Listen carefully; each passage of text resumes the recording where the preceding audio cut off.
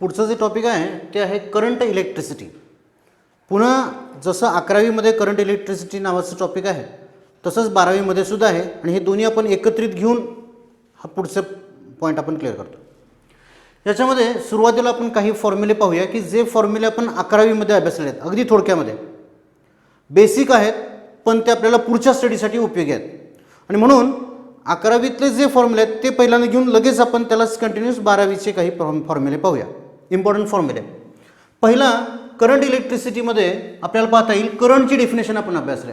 I is equal to Q upon T. The rate of flow of charge is known as electric current. Therefore I is equal to Q upon T. याच्याच वरनं आपल्याला Qचं formula तयार करता येईल. Q is equal to IT.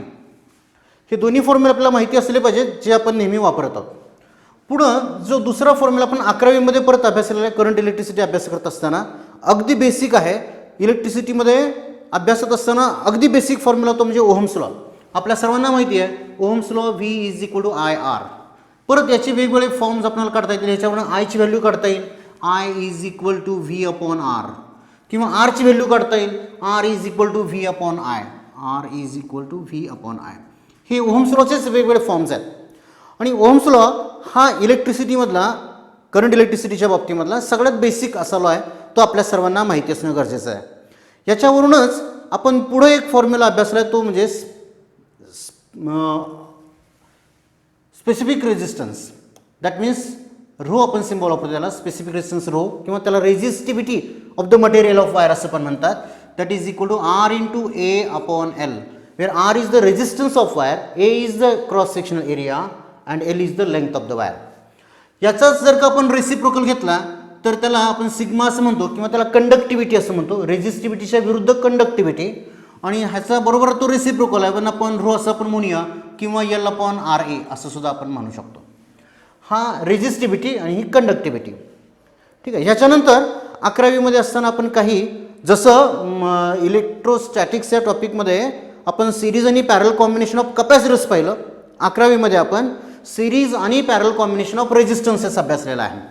For series combination of resistances RS is equal to R1 plus R2 plus dot dot dot plus RN if there are n number of resistors. तसंच parallel कॉम्बिनेशनच्या बाबतीमध्ये 1 upon RP is equal to 1 upon R1 plus 1 upon R2 plus dot dot dot plus 1 upon RN. पुन्हा एकदा इथं आपल्याला आठवण करून देतो की सिरीज कॉम्बिनेशन ऑफ रेजिस्टर्स आहे आणि हे पॅरल कॉम्बिनेशन ऑफ रेजिस्टर्स आहे. परत आपण वर्कडनच्या बाबतीमध्ये एक फॉर्म्युला पाहिला होता. वर्कडन इज इक्वल टू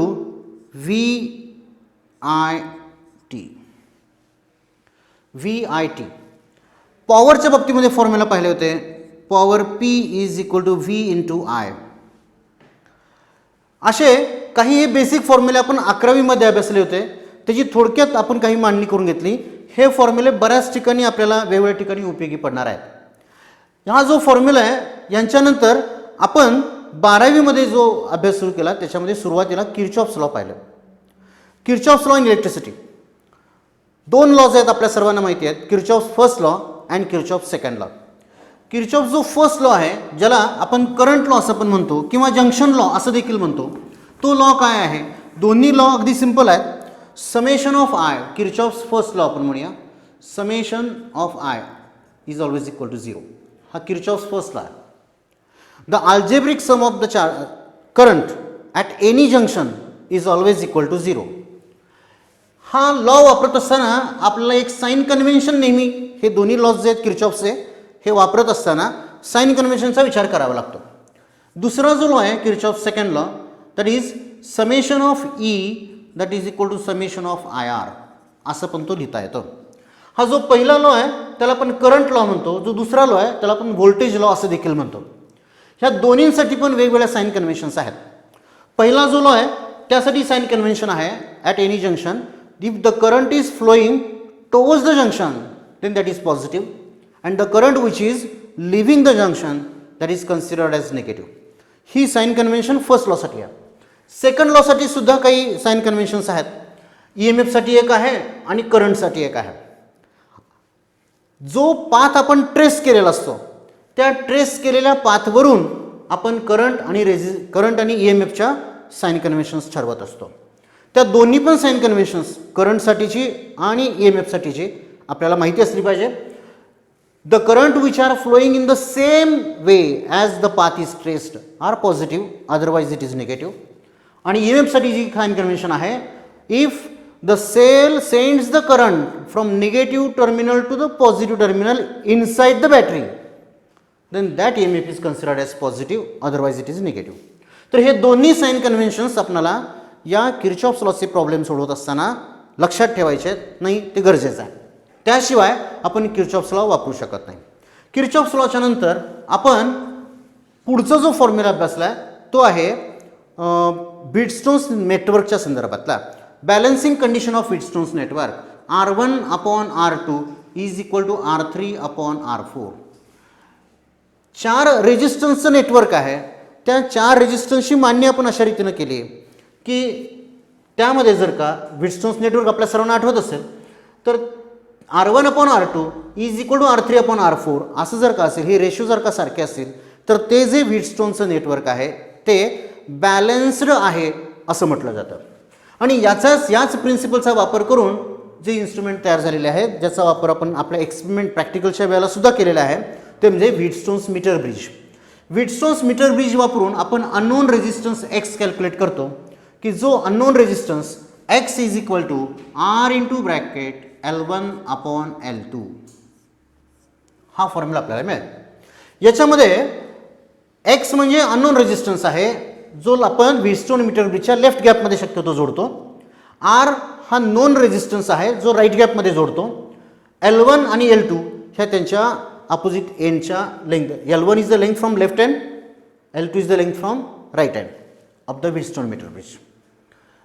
पुढचा जो आहे तो आणखीन एक एक्सपेरिमेंट या टॉपिकमध्ये 5 एक्सपेरिमेंट्स आहेत. त्यातला पुढचा जो एक्सपेरिमेंट आहे तो म्हणजे केल्विन्स मेथड, रेजिस्टन्स ऑफ गॅल्व्हॅनोमीटर.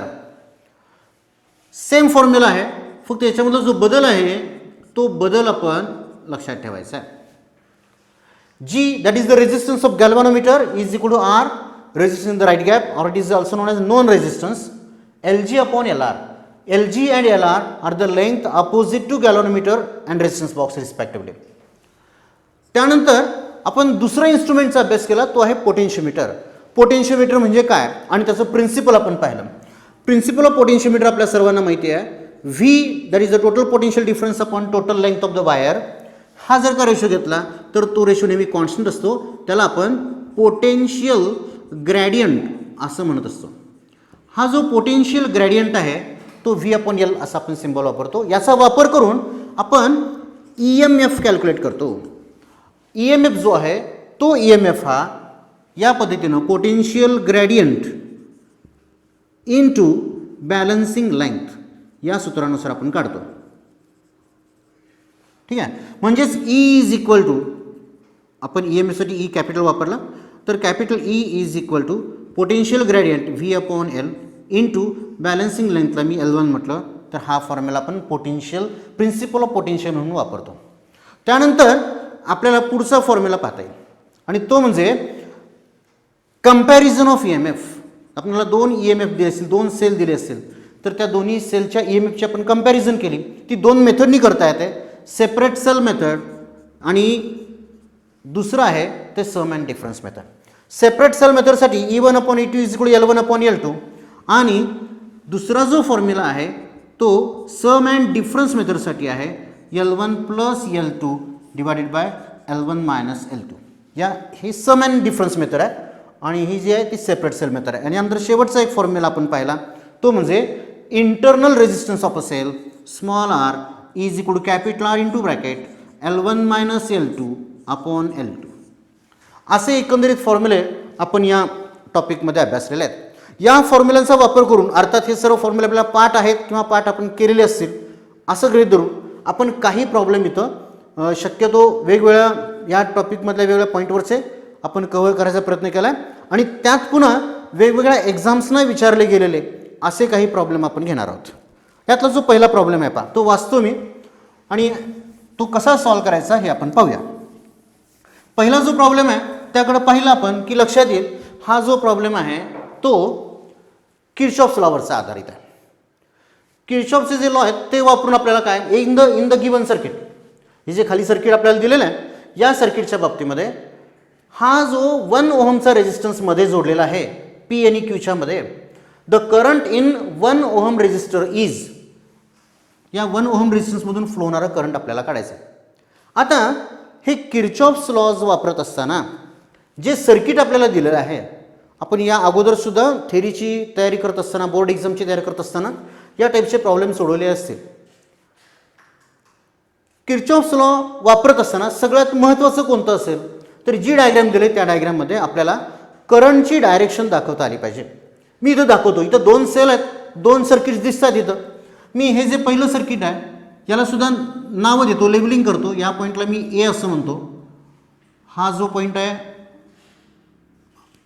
याला बी म्हणतो, हा सी आणि हा डी असे पॉईंटला मी नाव दे. ह्यामधल्या पी आणि क्यू अशी नावं आहेतच.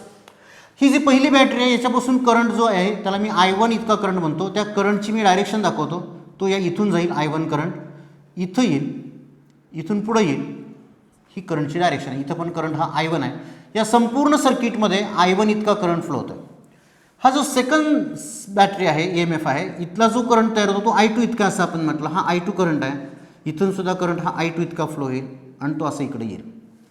आपल्या असं लक्षात येईल की हा जो मधला रेजिस्टन्स आहे इथं दोन्ही पण करंट आहेत, I1 आणि I2. पण हे जे I1 आणि I2 आहेत ह्या दोन्हींची पण दिशा भिन्न आहे, अपोजिट आहे. त्यामुळं इथला जो टोटल करंट आहे तो I1 मायनस I2 असेल. अशा रीतीनं किर्चॉफ्स लॉचा प्रॉब्लेम सॉल्व्ह करत असताना पहिल्यांदा करंटची डायरेक्शन दाखवावी लागते. ती करंटची डायरेक्शन समजल्यानंतर आपण यातला पहिला लूप ट्रेस करूया. Consider the loop APQDA. हा क्लोज्ड लूप घेतो मी, APQDA. आणि या लूपसाठी ह्या आपला जो पाथ आहे तो पाथ विचारात घ्यायचा आणि या लूपसाठी मी आता किर्चॉफ्स सेकंड लॉ अप्लाय करतोय. आपण फर्स्ट ब्रँच विचारात घेतली AP, तर याच्यामध्ये एक रेजिस्टन्स आहे आणि करंट I1 आहे. त्यामुळं करंट आहे I1 आणि रेजिस्टन्स आहे 2 ओहम, त्यामुळे 2I1 मिळेल. इथं पहा करंटची डायरेक्शन आणि आपण पाथ जो ट्रेस केला A पासून P पर्यंत सेम आहे म्हणून करंट पॉझिटिव्ह आहे. दुसरी ब्रँच जर का आपण घेतली PQ, आता याच्यामध्ये सुद्धा मी प्लस लिहितोय.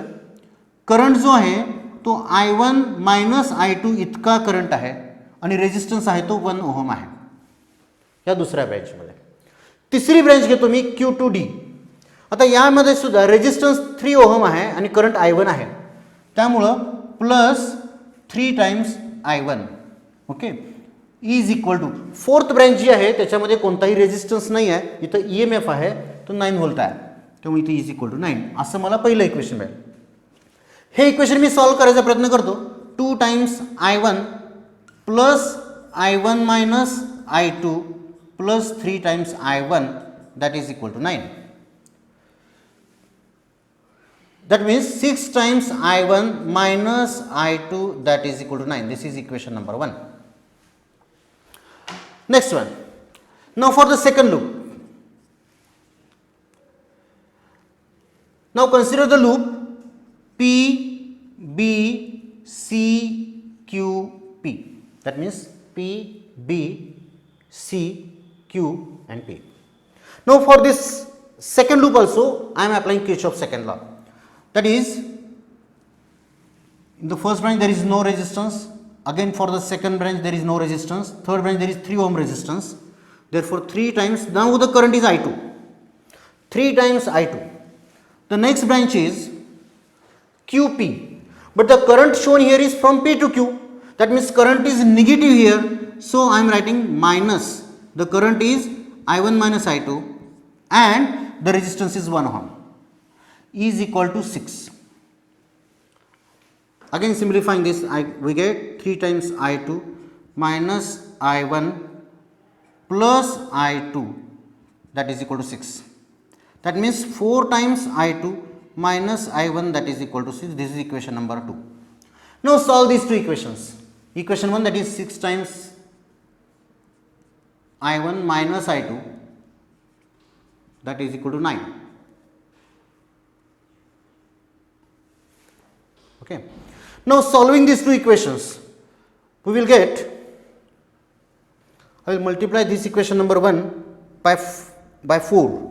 Okay, then we get 24I1 minus 4 times I2 is equal to 36, and this equation is 4 times I2 minus I1, that is equal to 6. The second equation I am writing as it is. Then adding these two equations we get 23I1, that is equal to 42, which gives I1 that is equal to 42 upon 23. Okay, now use this value of I1 in any of these two equations. I am using that value in equation number 2. Therefore, equation 2 becomes 4 times I2 as it is minus 42 upon 23 is equal to 6.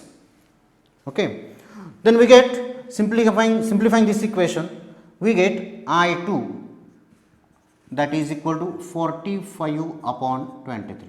We can easily solve this value and we get I2 is equal to 45 upon 43. But here the current in 1 ohm resistance is, we have to calculate, and for that the current in 1 ohm resistance is I1 minus I2. Therefore, again we have to subtract these I1 minus I2, that is equal to 42 upon 23 minus 45 upon 23. Again simplifying this we get minus 3 upon 23. Therefore, ampere hour. Okay, but here the sign is minus, negative sign, which indicates that we have taken from P to Q, but here the answer is minus. Therefore, here the direction must be from Q to P. And again solving this 3 upon 23 we get 0.13a. So therefore, this D is the correct answer. 0.13a from Q to P. This direction is very important. Okay, in this way we can solve this first problem. Now the second one.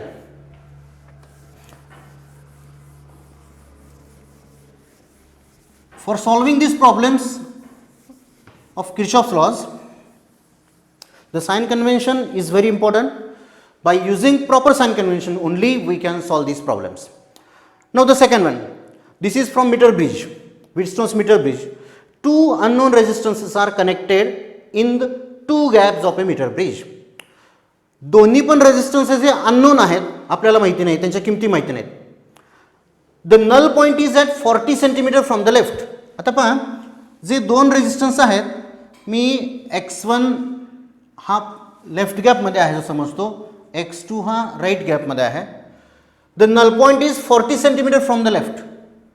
म्हणजे जो null point आपल्याला मिळणार आहे, आपण जर का अशा रीतीनं हे रफ डायग्राम काढली तर लक्षात येईल हे x1 x2 left and write gap आहेत आणि इथं आपल्याला हा मीटर ब्रिज दाखवता येईल अशा रीतीनं. नल पॉईंट जो आहे तो 40 सेंटीमीटर इथं आणि इथं 60 सेंटीमीटर मिळेल. x1 x2 both R unknown.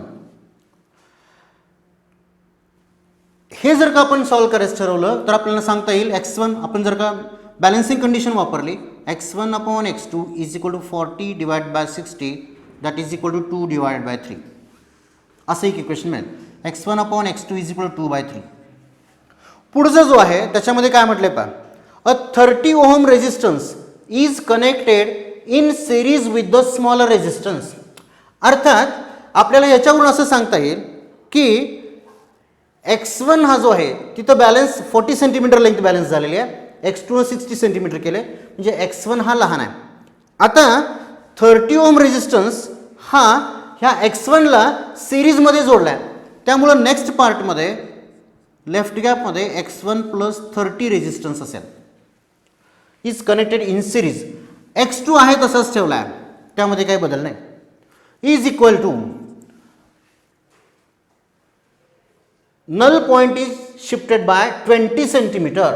हा जो नल पॉइंट आहे तो 20 सेंटीमीटरनं शिफ्ट झाला, म्हणजे हा जो 40 सेंटीमीटर होता तो आता 60 सेंटीमीटर इथं झाला. पहा, हा 20 सेंटीमीटरने वाढलेला असेल, त्यामुळे साहजिक आहे इथली लेंथ ही 40 सेंटीमीटर होईल. त्यामुळं इथं जो रेशो आहे तो आपणाला 60 डिवायडेड बाय 40 मिळेल, म्हणजेच 3 डिवायडेड बाय 2 मिळेल. अशा रीतीने दोन इक्वेशन्स मिळतील. आपल्याला ह्या दोन्ही इक्वेशन्स मधला x1 ची किंमत काढायची आहे. आणि म्हणून ह्या दोन्ही इक्वेशनचा आपण रेशो घेऊया. आपल्याला असं काढता येईल इक्वेशन 1 डिवाइड बाय 2 जर का असं आपण अशी व्हॅल्यू घेतली, यांचा रेशो घेतला तर आपल्याला सांगता येईल x1 divided by x2 upon x1 plus 30 divided by x2 that is equal to 2 divide by 3 divided by 3 divide by 2. Okay, हे जर का आपण रेसिप्रोकल इन्व्हर्स मल्टिप्लिकेशन जर का केलं तर आता इथं हा x2 कॅन्सल होईल. x1 divided by x1 plus 30 is equal to 2 divided by 3 into 2 divided by 3 that means 4 divided by 9 असं हे आपल्याला उत्तर मिळेल. आणि ह्याच्यावरून आपल्याला आता कॅल्क्युलेशन करून हे x1ची किंमत पण काढता येईल. 9 times x1 that is equal to 4 times x1 plus 120. Okay, therefore subtracting this 4x1 from this 9 we get 5 times x1 that is equal to 120. Therefore x1 is equal to 120 divided by 5 that is equal to 24 ohm. That means B is the correct answer. Okay, then the next problem, the resistances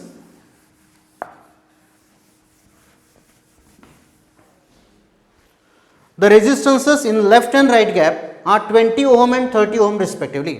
Again left gap resistance 20 ohm, in the right gap resistance is 30 ohm respectively. When resistance in the left gap is reduced to half its value, okay, for this case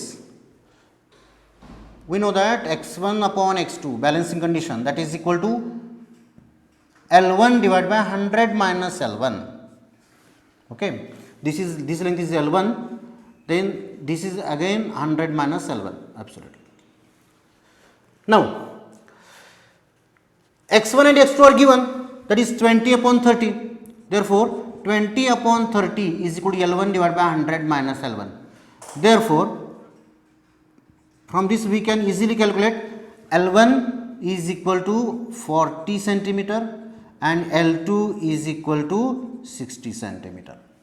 Okay, now when the resistance in the left gap is reduced to half, हा जो left gap मधला resistance जो 20 ohm आहे तो आपण निम्मा केला, म्हणजे इथं आता 10 होईल, इथं 30 आहे तसंच आहे. मग आता काय होईल पहा, आपल्याला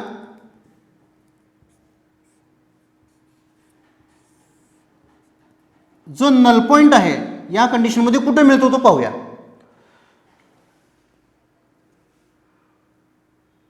इथं आपल्याला x1 अपॉन x2 हा जो रेशो आहे is equal to L1 upon 100 minus L1 जो हा फॉर्म्युला आहे, हाच फॉर्म्युला परत वापरतो. इथं x1 x2च्या किमती 10 divide by 30 is equal to L1 divided by 100 minus L1 अशी व्हॅल्यू आहे. आणि ह्या जर का आपण व्हॅल्यू परत 1/3 येईल इथं, आणि हे जर का आपण सॉल्व केलं तर असं आपल्या लक्षात येईल की इथं जो आता L1 मिळेल तो 25 सेंटीमीटर आहे. आता पहा, सुरुवातीला ज्यावेळेला 20 ओहम रेजिस्टन्स होता त्यावेळेला लेफ्ट गॅपमध्ये त्यावेळेला 40 सेंटीमीटर हा L1 मिळालेला होता. तो जर का आपण निम्मा केला म्हणजे 20/10 केला तर L1 ची किंमत मिळाली 25 सेंटीमीटर. बरोबर. Then the balance point shifts by, सुरुवातीला 40 होता आणि आता 25 झालाय. साहजिक आहे बॅलन्स पॉईंट हा 15 सेंटीमीटरनं कमी झालेला आहे. पण तो कोणत्या बाजूला, साहजिक आहे इथं आपल्याला 25 सेंटीमीटर म्हणजे इथं हे 25 असेल, हे 75 सेंटीमीटर असेल. आपल्याला सांगता येईल हा 15 सेंटीमीटर इतका लेफ्ट साईडला शिफ्ट झालेला आहे आणि म्हणून 15 सेंटीमीटर लेफ्ट हँड हे त्याचं करेक्ट आन्सर असेल. पुढं जे आहे तो म्हणजे नेक्स्ट प्रॉब्लेम पहा, मीटर ब्रिज वरचाच पुन्हा एक प्रॉब्लेम आहे. आता हा जो प्रॉब्लेम आहे याच्यामध्ये काय दिलंय ते पाहून आपण तो सॉल्व करूया प्रॉब्लेम. पहा काय म्हटलेलं आहे, इन बॅलन्स्ड मीटर ब्रिज. आता हा जो मीटर ब्रिज आहे तो बॅलन्स आहे. The resistance of wire is 0.1 ohm per centimetre. ती जी मीटर ब्रिजमध्ये जी ए पासून सी पर्यंतची वायर असते त्या वायरचे आपल्याला लेंथ दिलेली आहे, त्याचा रेजिस्टन्स पर युनिट लेंथ दिलेला आहे 0.1 ohm per centimetre. The resistance X is in the left gap. Left गॅपमध्ये एक्स इतका रेजिस्टन्स आहे and 6 ohm in the right gap. 6 हा राईट गॅपमध्ये आहे.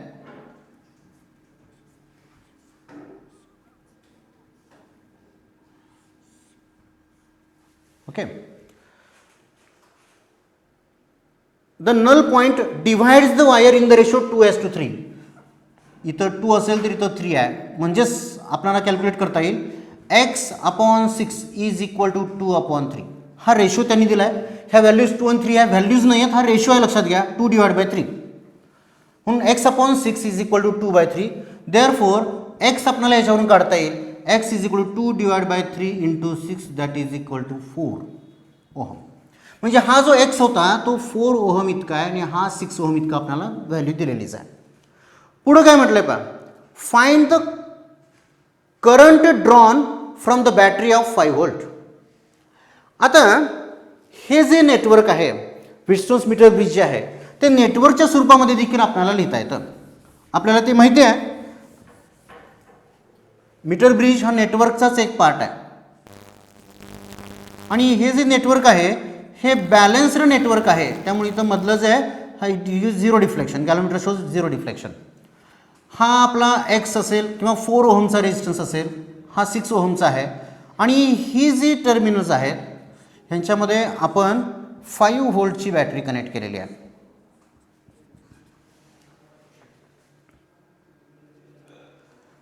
आता हा R3 आणि हे जे R4 आहेत हे ह्या व्हीटस्टोन मीटर ब्रिजमधले हे 2 लेंग्थ असतात, L1 आणि L2 असतात. थोडक्यात काय, हे दोन्ही मिळून जे आहेत जर का लेंग्थ आपण घेतली तर ती 100 सेंटीमीटर होत असते आणि त्यामुळं हा ह्या मीटर ब्रिजमधला जो वरचा पार्ट आहे हे R1 R2 जे आहेत, R1 आणि R2 जे आहेत यांचा एकत्रित रेजिस्टन्स आपण जर का घेतला, हे दोन्ही सिरीजमध्ये जोडले गेलेले आहेत. त्यामुळं R1 प्लस R2 जर का आपण कॅल्क्युलेट केला तर 4 + 6 इज इक्वल टू 10 ओहम भेटेल. आता हा जो R3 प्लस R4 आहे तो R3 प्लस R4 जे आहे तो रेजिस्टन्स आपल्याला कॅल्क्युलेट करायचा आहे आणि तो म्हणजे ह्या मीटर ब्रिजमधले A आणि C या 2 बिंदूंमधली जी वायर आहे ती वायरची रेजिस्टन्स असते. आता ही वायर किती लांबीची आहे तर वायरची लेंथ आपल्याला माहिती आहे ती असते मीटर ब्रिजमध्ये 100 सेंटीमीटर असते आणि याला ती जी वायर आहे त्याचा रेजिस्टन्स पर युनिट लेंथ दिलेला आहे 0.1. म्हणून 0.1 जर का मी याला मल्टिप्लाय केलं 0.1 इंटू 100 सेंटीमीटर तर आपल्याला लक्षात येईल हे सुद्धा उत्तर मिळेल 10 ओहम. म्हणजे या सर्किटमध्ये हा जो वरचा पार्ट आहे याला मी नाव देतो ABC आणि D. तर ABC हा जो पाथ आहे तो पाथ आणि ADC हे दोन्ही पाथ एकमेकांना पॅरलल आहेत. ह्या वरच्या पाथ जो आहे ABC याचा एकूण रेजिस्टन्स 10 ओहम आहे आणि हा जो ADC आहे याचा सुद्धा एकूण रेजिस्टन्स हा 10 ओहम आहे. हे दोन्ही रेजिस्टन्सेस आपल्याला 10 ओहम इतके दिसत आहेत आणि त्यामुळं ह्यांचे दोन्ही पॅरल असल्यामुळं आपल्याला equivalent resistance 1/RP is equal to 1/R1 plus 1/R2 असं जर का कॅल्क्युलेट केलं तर 1/10 प्लस 1/10 म्हणजेच इथं हे सिम्प्लिफाय केलं तर आपल्याला 5 ओहम इतका रेजिस्टन्स काढता येईल. आता रेजिस्टन्स 5 ओहम आहे आणि आपल्याला बॅटरी दिलेली आहे 5 व्होल्टची, त्याच्यावरून करंट काढता येईल. Current I is equal to V/R. V आहे 5 आणि हा परत 5 आहे रेजिस्टन्स आपण टोटल काढला आहे 5/5 that is equal to 1 ampere. Therefore 1 ampere is the correct answer. हा जो पुढचा प्रॉब्लेम आहे तो पोटेन्शियोमीटरच्या संदर्भात आहे. Potentiometer wire of length 10 metre is the total length of that potentiometer wire is connected in series with a battery. The EMF of a cell balances 250 centimeter length of the wire. आता पहा काय म्हटलं याच्यामध्ये आपल्याला माहिती आहे EMF चा formula EMF E is equal to potential gradient into balancing length. Potential gradient is V/L. Okay. Into balancing length is 250 centimeter, that means 2.5 meter. V is the potential difference, applied potential difference, and L that is the length of the potentiometer wire, that is 10 meter. V by 10 into 2.5. This is the EMF of the cell. Okay. Now what happens if the length of the wire is increased by 1 meter? That means if the potentiometer Y that is initially of 10 meter, now the length is increased by 1 meter. That means the potential gradient will change and it will become V upon 11. Okay. Now this EMF of the cell E is here, the length, balancing length is not given, that is we have to find that balancing length is say L1. Okay. Now the same EMF is balancing these two conditions. Therefore, the LHS of these two equations is same, hence RHS is also same. We can equate these two equations. V upon 10 into 2.5 is equal to V upon 11 into L1. This V gets cancelled and we get 2.5 divided by 10 is equal to L1 divided by 11. Therefore, calculating this, we get 11 into 2.5 divided by 10, that is 11 by 4. That is equal to 2.75 centimeter. Therefore, this D is the correct answer. In this way, we can solve this equation also.